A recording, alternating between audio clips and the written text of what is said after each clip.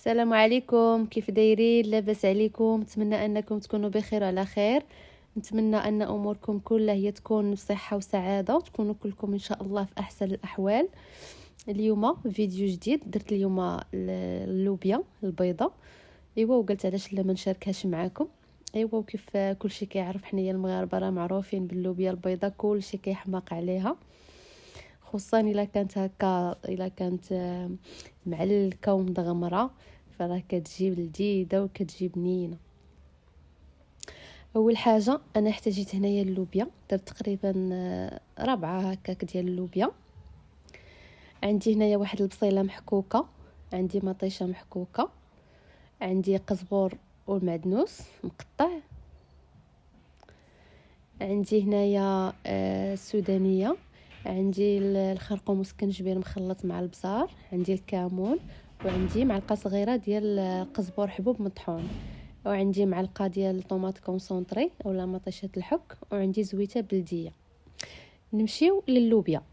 اللوبيا باش ما كديرش لينا لي غاز اولا باش ما كضرناش، فانا شنو كندير ليها؟ كنشدها كنديرها في الماء، كنخليها حتى كتجيب الغليه الاولى، كنصفيها وكنعاود نجيبها تاني نردها للماء حتى كتغلى المره الثانيه، كنصفيها وعاد كنطيبها. فبهذه الطريقه ما كديرش لي غاز نهائيا وما كضرش بتاتا. صافي هنايا في الطنجره اولا في كوكوط درت هذيك البصيله اللي محكوكه، درت معاها مطيشه محكوكه، درت القزبور والمعدنوس، درت زويته بلديه. صافي كنديرهم يتشحروا، كنشعل عليهم البوطه، كنديرهم يتشحروا، كنزيد عليهم هذوك التوابل. هنايا تقدروا تزيدوا واحد المعلقه ديال التحميره اولا بابريكا، انا ما درتهاش. صافي كندير هذوك التوابل مع ديك البصله ومع ديك المطيشه وكنخليهم يتشحروا مزيان. ما كنخلطش انايا اللوبيا وكلشي من الاول باش كتجيني مدغمره وكتجيني معلكه. صافي كنخلي هذيك البصيله وديك المطيشه حتى كتشحر مزيان، وهذوك التوابل وهذاك القزبر والمعدنوس. صافي ضروري تشحر مزيان باش ملي كطيب ما كيبقاوش هذوك الطريفات كيبانوا ديال البصله كاع نهائيا، كتبقى غير هذاك اللوبيا وديك ديك المريقه ديالها كتكون مرغيه، فكتكون لذيذه بزاف. ما كيجيش هذاك الماء في جيه واللوبيا في جيه. دونك هذا هو السر الا بغيتوها تجيكم مرغيه هكا ومعلكه. صافي من بعد كنضيف هذيك اللوبيا اللي ديجا حيدتها من هذاك الماء.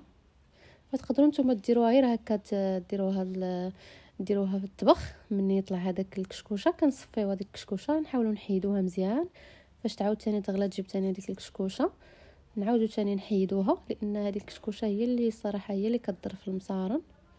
فانا كنتفاداها، انا كنصفيها كاع، كنحيد هذيك الكشكوشه ومن بعد كنصفيها. هنايا ضفت واحد الفصيص ديال الثومه نسيتو في الاول، تالي عاد باش تفكرتو.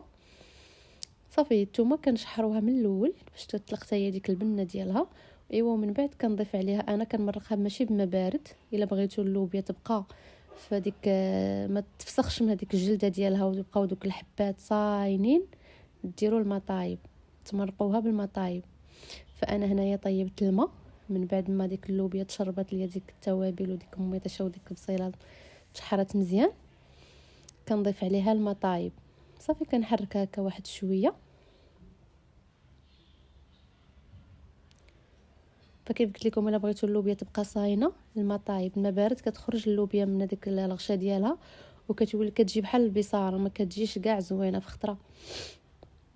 صافي هنايا من بعد ما مرقت بالماء طايب كيف قلت لكم كنسد الكوكوط ديالي وكنخليها على حسب ديك اللوبيا اللي كتكون صغيره، راه ما كطيبش، كطيب في 45 دقيقه اقل حاجه.